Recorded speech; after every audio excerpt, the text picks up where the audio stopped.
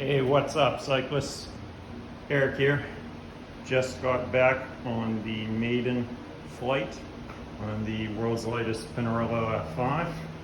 Still got my gear on, just hopped off the bike, so excuse me if I clear my throat a few times. I wanted to get some thoughts down real quick about it. So, first impressions, thing is nice.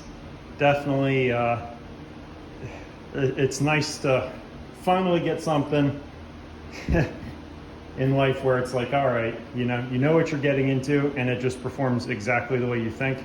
There wasn't any super positive surprises where I underestimated, which is fine. I don't expect to be, blown away by anything, especially if you've been around the block a few times. But it's very pleasing to get something where it all comes together and there are no disappointments where you overestimated anything. So as far as stiffness goes, granted these wheels are basically the nicest wheels you can possibly get.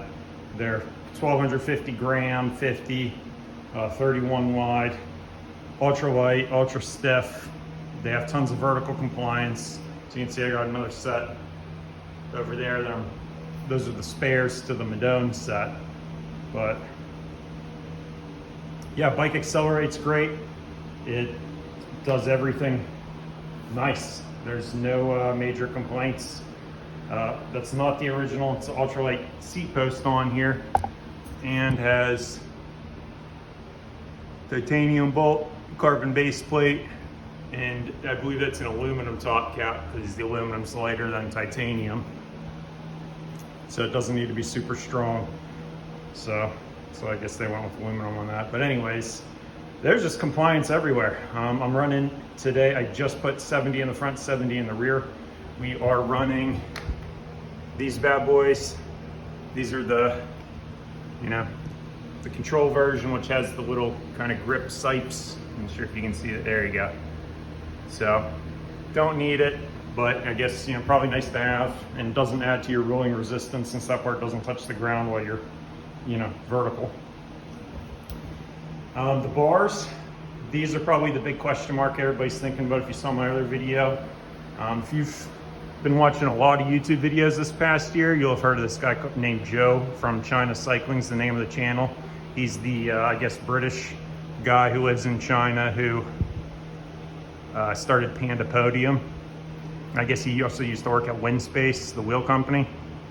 I also used to run some Windspace wheel sets, but they're really good wheels. They're probably better than the RSL 51s that came on my SLR9 Madone. But once you go custom, full-on custom, it's hard to beat. But then again, for $1,000 or whatever those Windspace wheels cost, it's great value.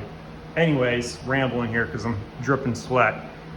These are the avian canary bars that I got from Joe at the aforementioned China Cycling. I'm definitely not paid by anybody.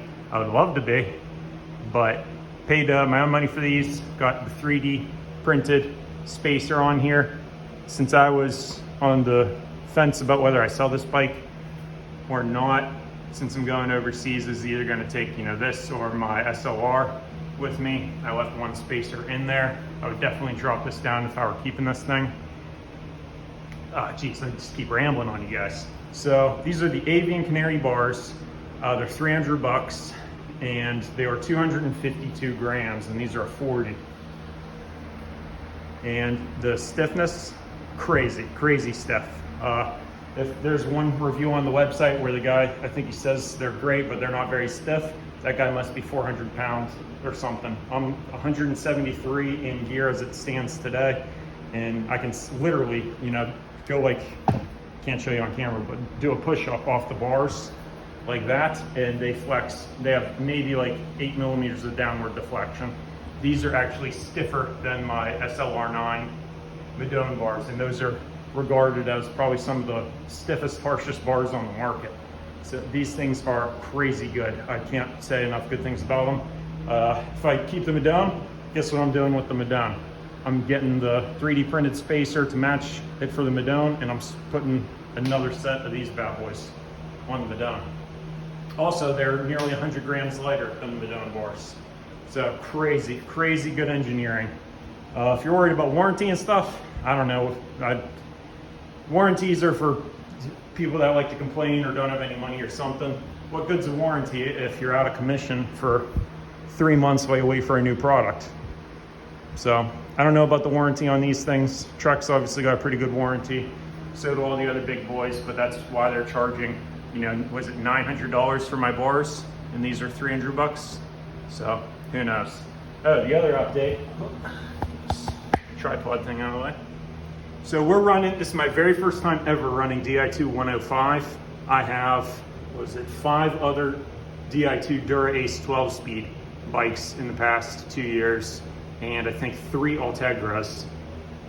Never had a Di2 105, but this is the, obviously the newest 105.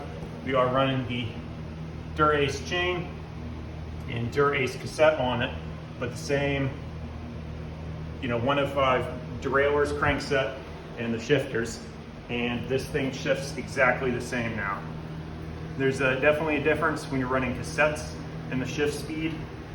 So, you know, I could tell the difference night and day if I'd swap a wheel set off my Ultegra bike at the time to, you know, the Dura-Ace.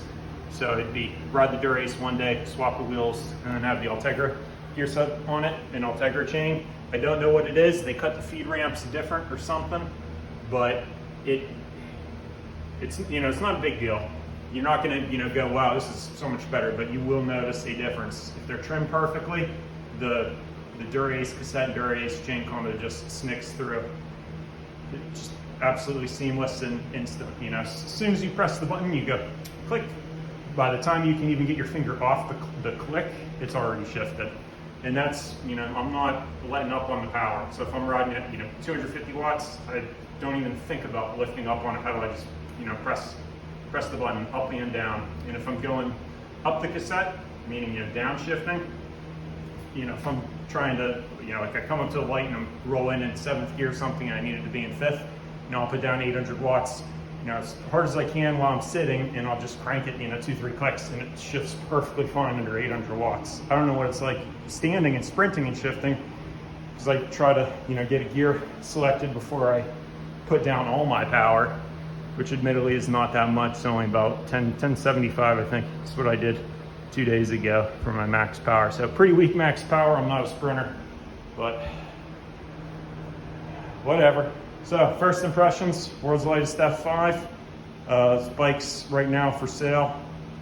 I'll put a link in the description here, but it's 6.8 kilograms, and that's with the 105 crankset, which you can save 150 grams just swapping out the crank.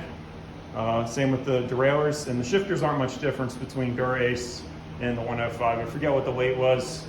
And if you call me or text me, we'll figure out what the weight is. I'll look through my photo album. But yeah.